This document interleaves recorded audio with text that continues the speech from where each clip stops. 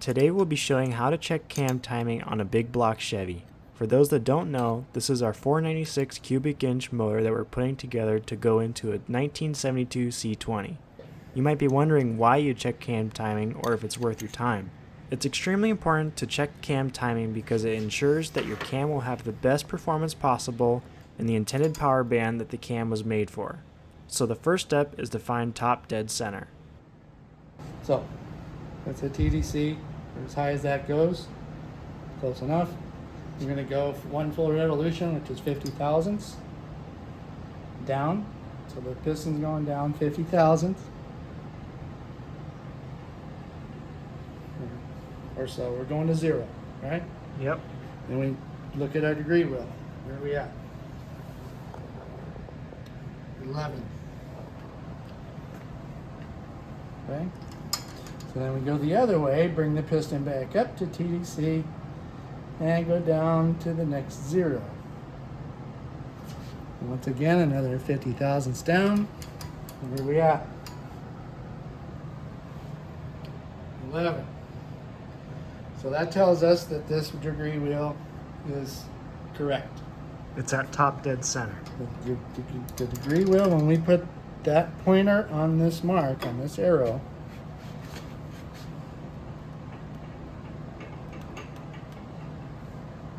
right there is top dead center. Can't get any closer than that. Okay, so this dial indicator is connected to a push rod which is sitting in the lifter. So as we rotate the engine, when the cam starts to open the valve, we get on the lobe of the cam, that's going to go up, this is going to count. And I think I've got it close enough to where we won't bottom out The dial, dial indicator. Yep. So on the exhaust stroke, we're coming up. Intake is going to start opening right here. There it goes. And so what we're going to do is we're going to go all the way to the top. So we're going to watch it, keep cranking until this thing stops. It's right about So there. right about there is the top of it. So we're going to zero that out. Make sure that we're not bottomed out yet.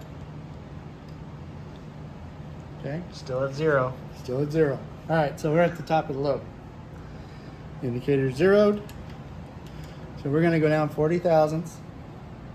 10, 20, 30.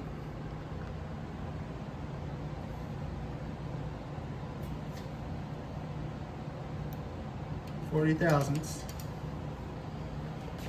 Read the degree wheel. We are at 151.5.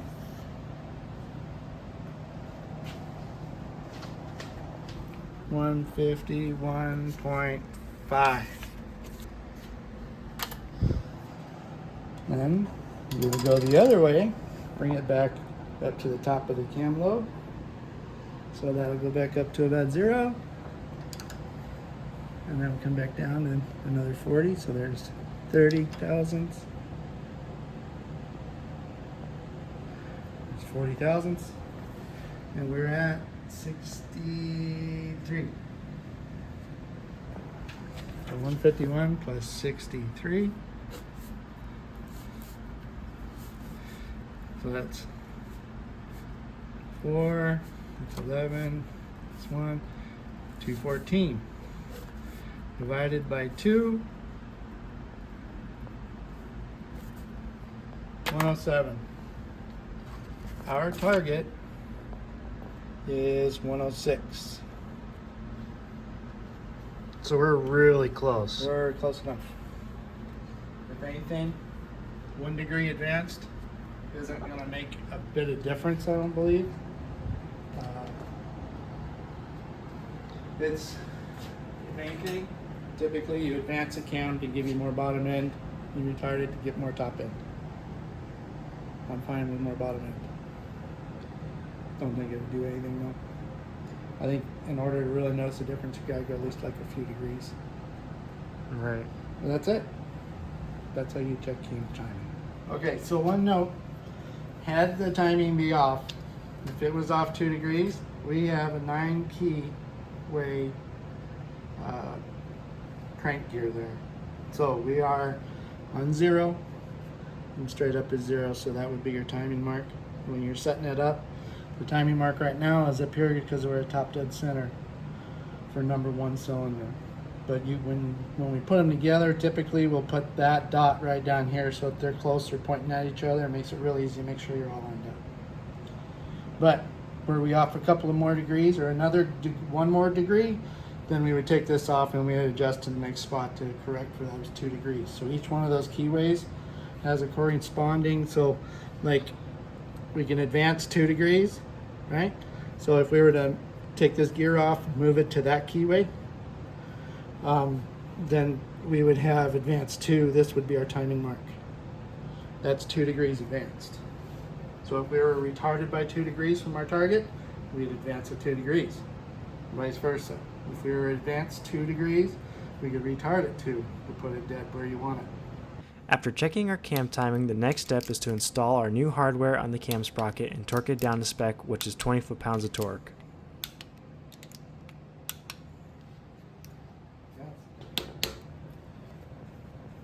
That one's going to get folded out. This one's going to get folded out.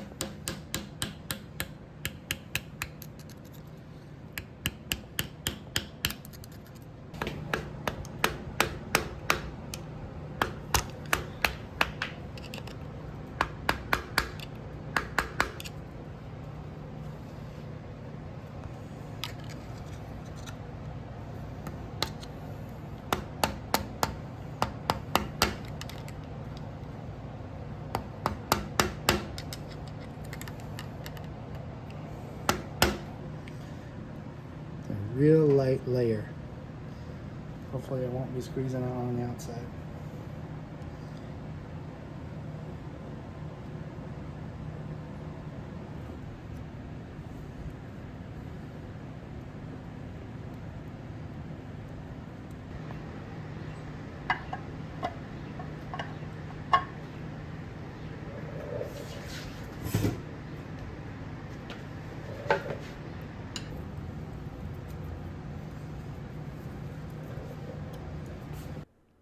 Before we put the cam plug in the back of the block, we verified our cam end play to make sure it was within 10 thousandths. That's it for now. Thank you so much for watching, and let me know in the comments if this helped you out with timing your motor.